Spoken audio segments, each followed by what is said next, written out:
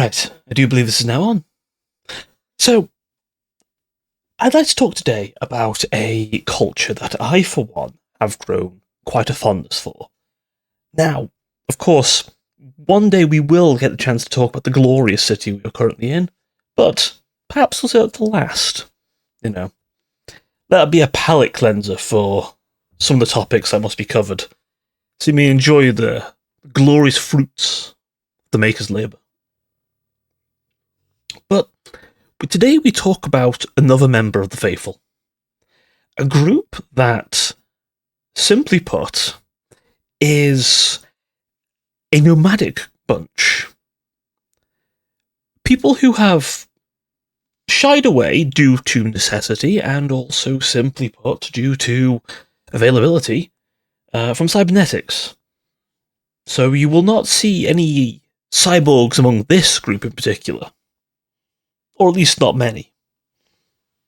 Today we talk about the Stimmers.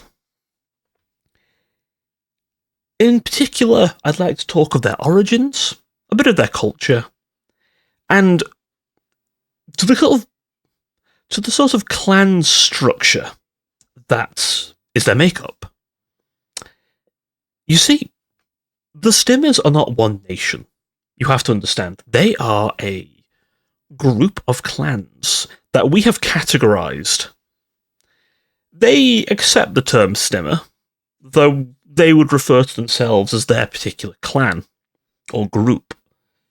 You see, dear listener, the Stimmers are not organized into a traditional grouping like the nation of Neo-Eden or the Republic or the Empire, or even more infernal counterparts. No, see, they do not make a permanent home for themselves. They instead travel the world. To an extent, some will maintain a territorial hold. Others will truly travel. And in fact, there are legends of those clans who have actually travelled the entire equator. Whether they've truly gone following it exactly, or perhaps they've avoided certain parts around the Pacific, as that region is where many a traveller's travels will be cut short. Even the Empire will tell you not to go beyond the Japanese Isles. For the last vestige of an ocean is not welcoming to the people of the Maker. Or anyone, for that matter. Even demons stay clear of that place. But some Stimmers will brave those rapids. And some have even come back. With stories to tell. So, to start. The Stimmer clans are a collective of men and women who have been visited by one of the saints, a follower of the Maker, who they refer to as Saint Genesis.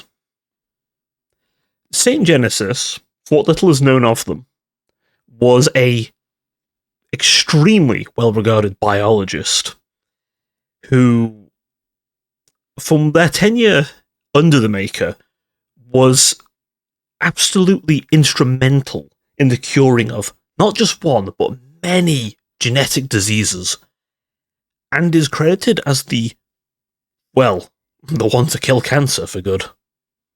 Yes, that's how important their work was. They found out how to remove cancer from the human genome. To say this treatment was life-changing, even more that it was given for free, was one of the reasons why the economic blocks were so successful for so long, and so almost utopian. Yes, St. Genesis supposedly was around then. Their treatment extending lives so far that those blocks who had birth problems were given a long time to fix as birthing issues. And St. Genesis wasn't just known for that. No, the area of cloning, I must stress cloning, which is a very rarely used technology now. They perfected this. But perhaps most relevant to our current topic is genetic modification. The Maker believed humanity would need to go beyond their physical limits, and devised many ways to do this. One of them was biological. Now, of course, some of those works have been used here for various groups, and we'll talk about that another time. But when it comes to gene editing, the Stimmers don't fully understand it. Some do, but most do not. They don't need to, though, because one of St. Genesis' greatest works was to leave behind the Genesis Arcs. These mobile craft, able to traverse land and sea, were sent to remote parts of the world to aid in disasters, and would later become the center of a Stimmer clan. I must stress to you, these things are so sacred to the Stimmers, they will rather die than lose them. Destroying them is not an option, and they will make any deal they can to preserve it. To the extent that those clans who travel the world, and even risk the Pacific, will entrust their arcs to another clan. I must stress again, these arcs are irreplaceable. And we've made attempts to replicate the technology, as of they, but it is simply not currently possible to replace one. There's just certain fundamental properties that we cannot replicate. And unfortunately, St. Genesis never wrote notes. Of all their brilliance, note-taking wasn't one of them. And their assistants could never grasp full majesty. Sometimes I wonder if St. Genesis is just another alias for the Maker, because the kind of works they wrought together, I honestly don't know how a normal person could have done it. But when it comes to the Genesis arcs, there was no notes. Perhaps intentionally, perhaps accidentally, perhaps they were destroyed. Who knows? But I can tell you this.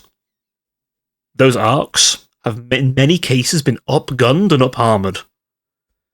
Never taken into combat, but Maker help you if you ever think to attack one.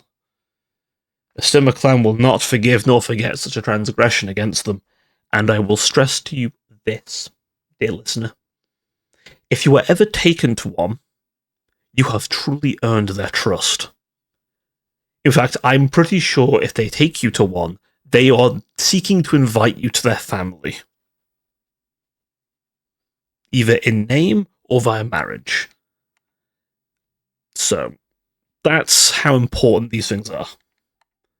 In fact, their clan leaders are often picked out at these arcs. They're seen as a holy sight. So, I guess now we need to talk a little bit about what these arcs did. For one, proliferated the cures for various diseases, birth defects, sort of chromosome imbalances. They could even remove cancer completely from a person in days, without even any of the major side effects of radiology or anything else. Like, these things were leagues ahead of anything else at the time, and still are. Our own hospitals pale in comparison to what one of these will do. You know, I have to really stress the technology involved is a secret that has gone down to the grave, and it is a travesty. But I must move on. The clans themselves move around with these arcs, partly because of how important these arcs are, and we're not the only ones who know about them. The Empire know about them, the Republic know about them. As you might imagine, both want them. As such, the clans keep on the move. But not all of them. Now you might ask, where do these clans come from? And that's where things get interesting. So they come from all over, but there are hotspots where these clans have popped up. Either the original founding clans or a almost like second founding, if you will, a split off where the son or daughter of a leader has taken a group and gone their own way. They may still share the same arc, or they may have discovered another one. Such a discovery will split a clan.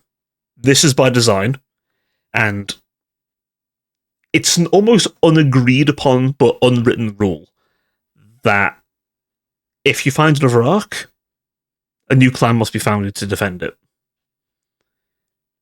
It's a strange way of going about it, but it's worked for them. Now, something that they started doing as this treatment was being applied to the people is the original administrators of the Ark were selecting people for modification. Subtle things, right? Let's say, genetically programmed musculature so that you'd be more muscular as you grow up. Maybe a bit taller. Perhaps your skin became more tolerant to UV, be it by darkening the pigment or just simply how your skin processes radiation. They seem to vary a little bit, but the point is, it slowly made the people more tolerant to our current climate. This desert hellscape we live in. I have to stress, again, I'm not saying St. Genesis was the maker, but they certainly had some foresight. Because, let me tell you this, they knew a lot about what was going to happen, and this is further proof. Now, another thing to mention. These arcs slowly, but surely, did make the people change. Not everyone. It set a baseline, and then certain people were picked to go beyond that baseline, to become super soldiers. These soldiers were used, of course, in the cleansing, but the survivors would go on with the clans to become the Marauders, a warrior caste of people who aren't born but are made.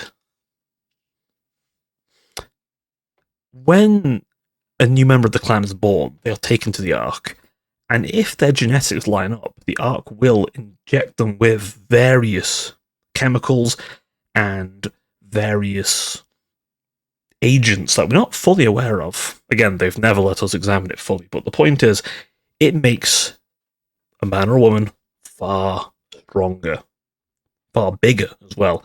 On average, these Marauders are at least 7 foot tall. Some a little bit more, but around 7 foot is generally how high they get. Built very strongly, either quite large and muscular, or lean but still, again, very compact, strong muscle that's layered on top of layered, to the point where they can shrug off low caliber ammunition, not perfectly, but with only a little bit of body armor, they can withstand some heat. Both in literal sense and also in bullets.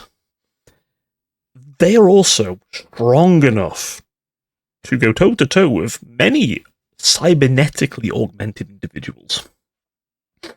This is not a small feat, I must stress to you, dear listener, because cybernetics makes one very strong, very powerful. But there are reports of the proto-dragoons being ripped apart by these Marauders. Of course, the later model dragoons can more than handle them, but you must understand, even our paladins will not rush into melee with them. They are very armoured and augmented. Power armour to boot. These Marauders often go off on their own sometimes, in small units. Maybe they'll take a sandcraft, or not. Maybe they'll acquire a beast of burden. In fact, some clans have genetically modified beasts. From what I understand, based originally on a monitor lizard or Komodo dragon, the Xylo beasts, as I've often heard them called, are much bigger than their original kindred. Bigger than a car, able to take 1 to 2 marauders as passengers. To be a beast of burden, but also brutal assault, almost like medieval knights, in a way. Again, when the rider and beast can take some bullet fire, you've got a nasty thing coming. They'll both be armoured, and sometimes even armed with extra weaponry. I must stress, though, the Stimmers don't tend to have the most advanced weaponry. We're talking bullets. We're talking, at best, old-age military gear. Missiles. Sometimes some tracking. Quite often they've got some kind of stinger, or even javelins, which are still quality weaponry. But a far cry from some of the ones we have now. Of course, they can steal some and do regularly, but you won't see a laser in their ranks very often, or a railgun. An anti-material rifle? Completely likely. A modified Gatling gun for walking around with? Most certainly. Brutal melee weapons? Be it entrenching tools modified, or just a full-on hatchet? Definitely. Great swords? Sure. Maces? Again, absolutely. Or just knuckle dusters. The more modified members of their clan are more than capable of caving in a human skull. No problem. And the Marauders are not where it ends. Going up from the Marauders, we have what was attempted to be the next step in human evolution.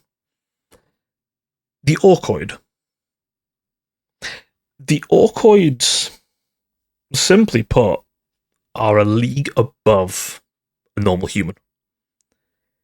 Able to go toe-to-toe, almost one-on-one, with some of the more advanced units of various nations. We're talking dragoons, and occasionally an angel. Low order, mind, but still very impressive. But mostly just gene-altering. Now, of course, the weapons of evil will carve into them nastily, but the fact their blows can affect them is more than enough. An Orkoid would be much bigger than the average human, stepping in at around 8 to 9 foot tall. These juggernauts. Completely infertile, I would stress to you. But despite this one downside, they are... It's hard to say human still, because their skin becomes scale, almost, like a Xylo beast in many regards. Their body becomes this much more hardened, reptilian, rhinoceros-like hide. They grow more tusks than teeth, per se, often jutting out from their mouth. A sign of being of age. Typically, at that time, is when they are brought into battle. And quite commonly with the Orkoids, they will keep various trophies, more so than the rest of the clans, but one in particular that's quite important to them will be either, it could be a headband, it could be like an arm sash, it could be a belt, but it'll often be made of cloth, and it will have been soaked in blood. Typically, this is the blood of their first kill, or the blood of their kindred. They are savage in many regards. But two things are certain. They love hunting and revenge. An Orkoid will emerge in the clan typically when the Ark seemingly detects a severe threat. We believe the Arks are run via artificial intelligence these days. We're not too certain how, but it's likely, unless somehow the administrators are still alive. Unlikely. So with the assumption of AI, we believe the Ark's AI will look for a suitable candidate who's unborn, and then it will typically prepare an artificial womb for the individual. The embryo will then be extracted by its machinery and grown in the machine itself. This is considered quite an honour for a family. Their child will never live a normal life, and often will not live as long. The modifications are extensive. Even with the extra organs, such as a dual heart, more efficient lungs, more efficient everything, frankly, it's never enough. It's never enough to keep them alive long. Either battle will take them, or their body will just overdo it. Everything is on 200% for them, all the time. And simply put, you're not going to live long if your body's overtaxing itself constantly.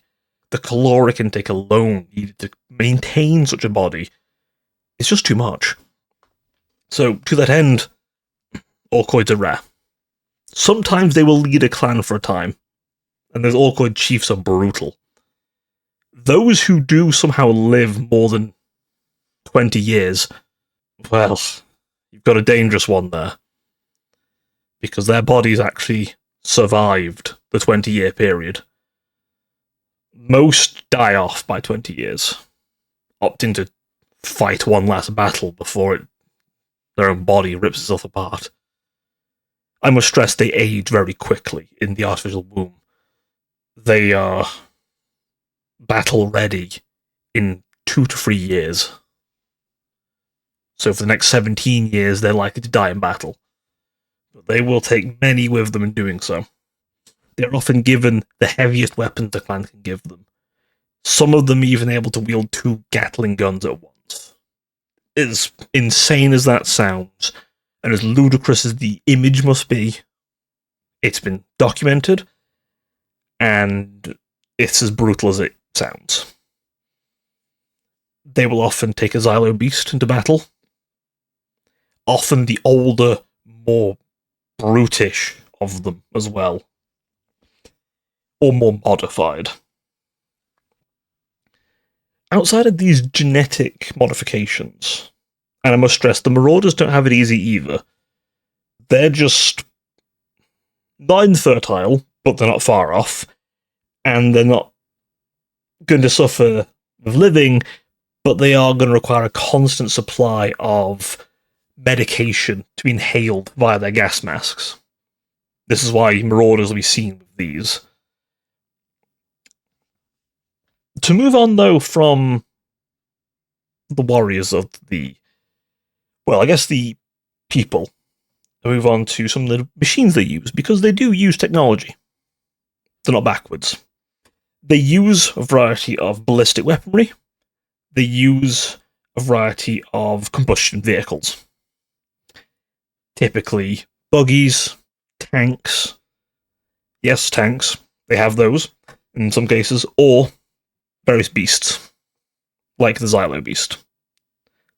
There are horses and the like they also will use, but not often for combat, more for moving. Now, I've mentioned a lot about sort of some of their military makeup, and this varies, but the average member of the clan will be often referred to just as a blitzer. A blitzer is a augmented individual, but lightly, often just adapted to the waist. But still, physically speaking, they're just an athlete level. Still impressive, but they're of an athlete level. Whereas some of their kindred are far greater than that. Often armed with whatever the clan has to offer. They're not expected to stand and fight. Hit and run is far more their style. And movement is a big thing for the Stimmers. They do maintain, in some cases with some clans, a small cadre of aircraft. With one particular clan, this is actually quite a large amount of aircraft. But their aircraft it won't win a speed competition with most of their aircraft. At best, they've got old-era aircraft that are impressive, especially for the time, but not close to what's available now. So quite often, they use it as a ground support. Now, you might wonder where they got these from, and we'll circle back now to the original clans, because some of the original clans, a lot of them actually came from the American economic bloc. You'll hear the term gun clan used a lot with the Stimmers. there are different types of clan, but a gun clan is one we'll focus on as they're the most numerous. There are more tribal clans, and there are also, well, a different group entirely, but again, that's for another time. The gun clans, though, we'll focus on. And there's 3 main ones that are perhaps the largest examples, though there are smaller groups. The very first one to be recognised, supposedly, are the descendants of the government and military of the American economic bloc. This is known as Task Force 104. Supposedly, according to them, they were set up as a failsafe. Should the American bloc fail, they were there to try and maintain control. Now, this clearly hasn't worked as well as they'd have liked, but we can certainly say they maintained the most control over the American economic bloc, especially with the more northern states, including areas into former Canada and Alaska, to my understanding. This group in particular were the first we encountered after expanding into our New York outpost. It was them we made arrangements with to allow us to have this, and it's them who check in on us every so often. Now, the reason these guys are such a big deal, one, they're the first clan that we recognised, certainly, and from what our contacts in other nations have said, they're perhaps the first one they've seen as well, as this clan has the most advanced weapons of any of the clans, and the most resources. Helped a lot by, well, they have a mobile carrier. Yes, something I should have mentioned earlier.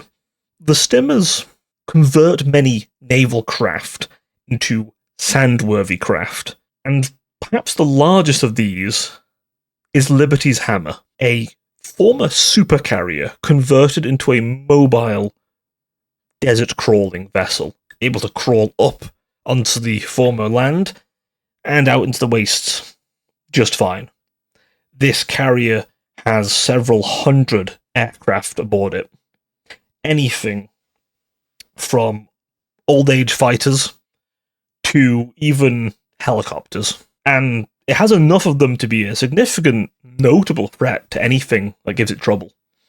The carrier has been upgunned with various cannons that they've found and missile systems, and is often escorted by a vast fleet of desert corvettes, dune tanks, and a continuous, to my understanding, supply of resources gathered from various bunkers and supplies that they have maintained themselves. They'll often stay in one part of the Americas, gather the resources they need, then move, leaving some of the clan behind to cultivate.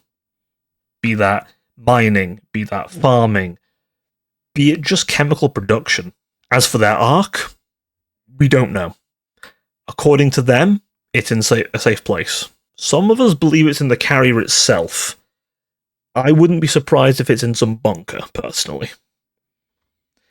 One reason this clan in particular is not to be messed with lightly, though, is they are one of the few, if not the only, Stimmer clan to maintain nuclear weaponry. Now, nuclear weaponry is a topic for another day, but some nations have it still. It's not quite the sword of Damocles it once was, but it's still a noticeable threat. And we have seen that they are capable of using them. Be it stationary launchers that they maintain territorial ground over, and still have the codes for, which is the most evidence we've seen that they may actually not be lying about their predicament. But supposedly they've also converted old submarines into stations or even mobile craft of their own, intended for a mobile defense.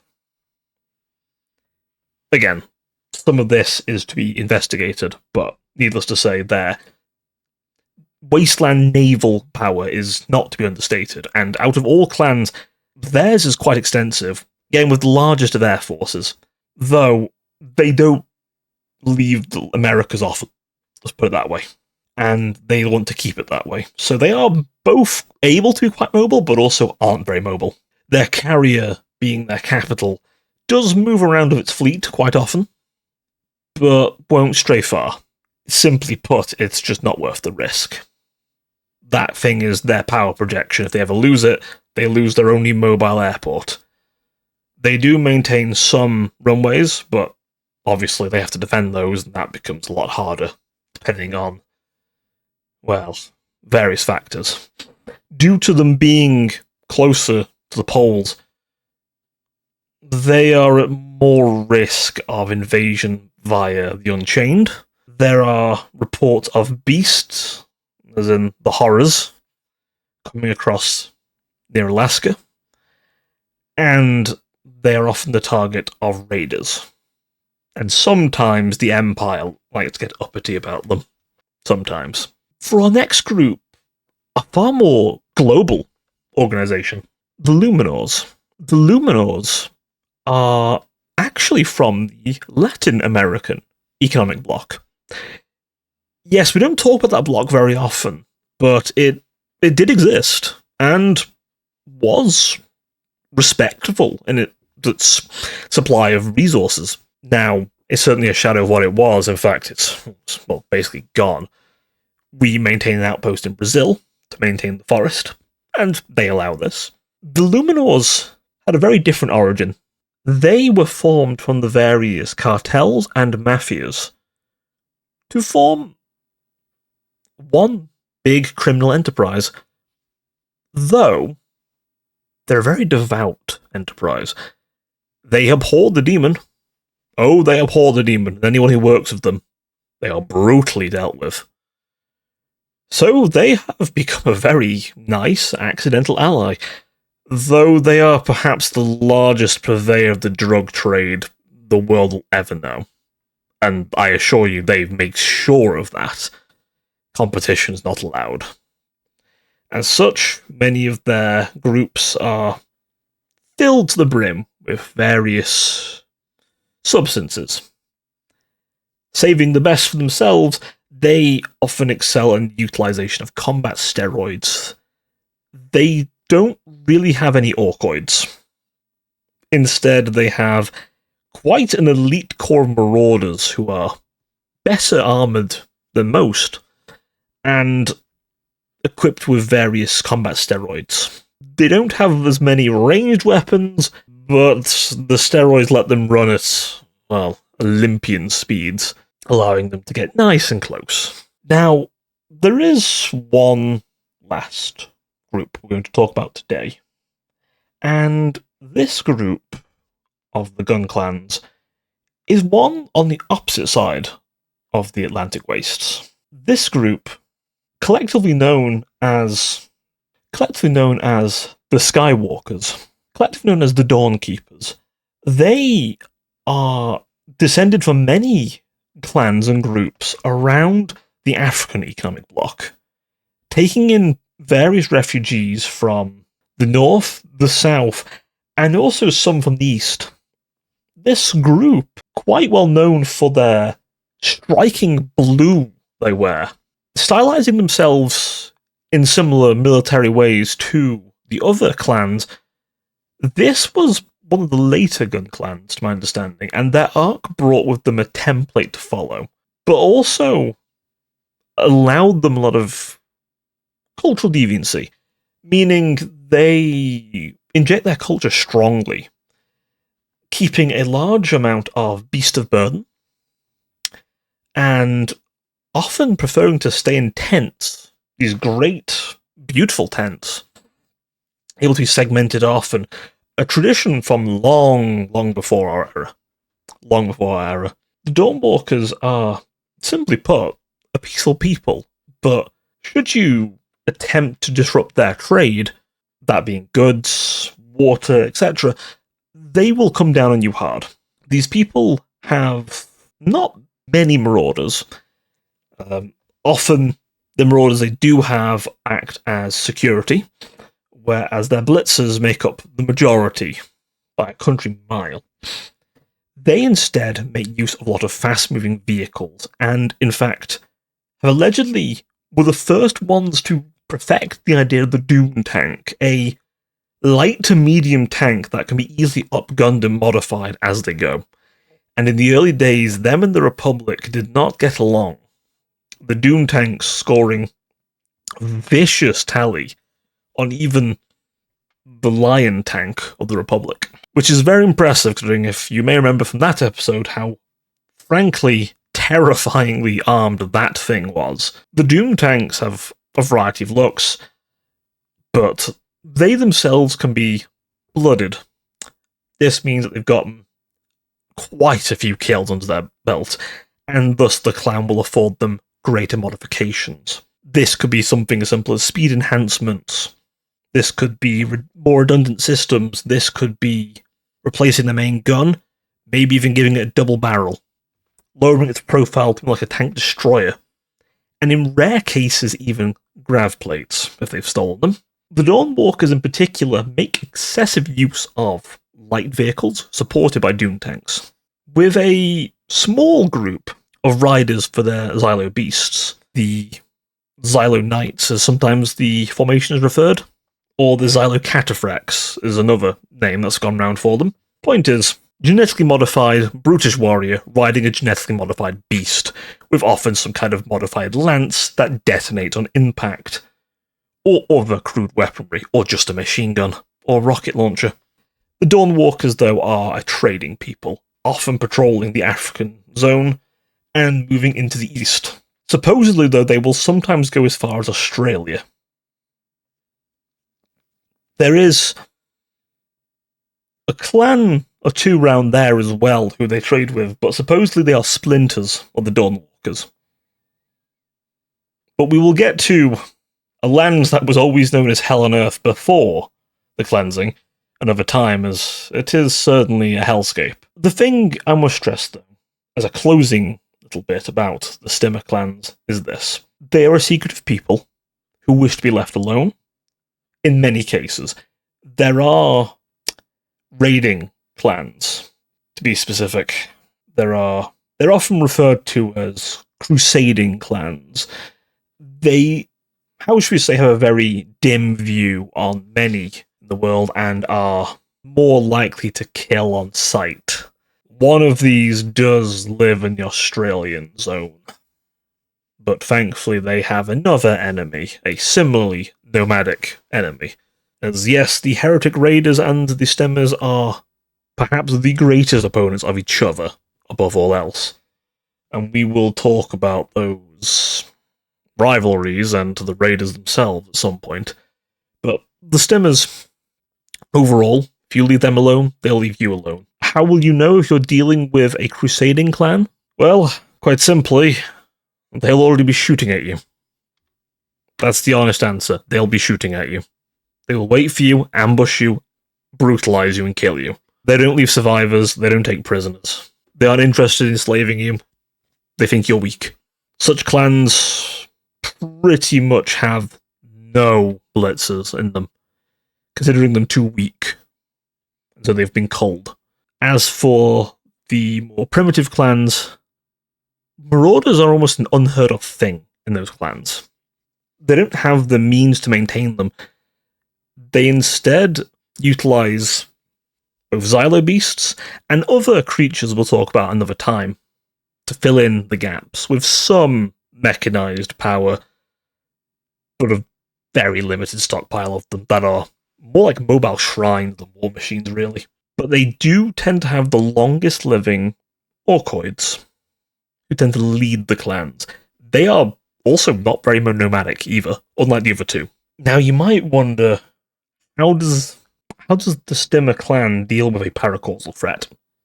If possible, avoid it like the plague. If not, then you best hope they have a saint. Yes, one of the greatest works the Arcs can produce is a saint. A perfect genetic specimen, enhanced via a means we do not understand. These individuals are long-lived, and supposedly it was a saint that allowed a subgroup of the 101st, a subgroup of the 104th, to survive a round-the-world trip. They would go on to discover another arc and become a group known as the Rangers. a story for another time, but these saints seem to have odd properties about them. Not least of all, a paracausal nature to them. This means that it was discovered by accident that, when a laser simply didn't bisect them, well, everyone knew something was wrong. These saints are rare, and we'll discuss them another time, as there are many theories about what gives them this strength and what they're capable of, because these living heroes or prophets are... Well, I could do a whole video. I could do a whole audio just on those alone. But we won't go too far in here. There's much to learn about the Raid. There's much to learn about the Stimmers, and I hope you found it interesting in hearing about them. I will leave it up to my colleagues to discuss who we do next, as the Empire is certainly a fellow devout group, though there are the less devout who we may need to talk about. I shudder to feel about them. But I'll end my log there. This was an audio of the Neo Eden Archives. I do hope you enjoyed. This was one about the Stimmers, as voted on by you guys on the channel. I will probably do another vote, if I haven't already done one, in regards to who's next after the Stimmers. We have currently Empire of Dravania, the Heretic Raiders, the Unchained, and Neo Eden itself. So, 4 options. I will be putting up the votes soon, if I haven't already done so. I probably have by now done so. So, do look out for them, if you haven't already seen them. As for what happens after the overviews, we'll get into more specifics. I admit a lot of these, if I don't have a vote, is simply what am I interested in talking about of my setting at the time. So, where there may be gaps, I will try and fill them over time. And hopefully you'll see that I have started putting playlists for the factions themselves, as eventually we'll start coming back to those factions. So, hopefully, I'll be able to get into all the nitty-gritty you may want. And hopefully, in time, you'll have a vast array of bits and bobs that hopefully will be of interest. As for what we talk about, we'll see. I haven't got any major developments for the setting as of yet beyond this channel, but it's still early days, and there's still much to do. So, that being said, please leave a like, comment, and subscribe. Let me know how you feel about this one. I did a little bit of research into desert living, but I feel I'll go into more of that next time with the Stimmers. And the Raiders as well will be very prevalent for both, as they're very nomadic. Yes, as I say, do take care of yourselves, and let me know what you think. I will see you all next time. Until then, do take care of yourselves, my dear archivists. Ta-ta for now.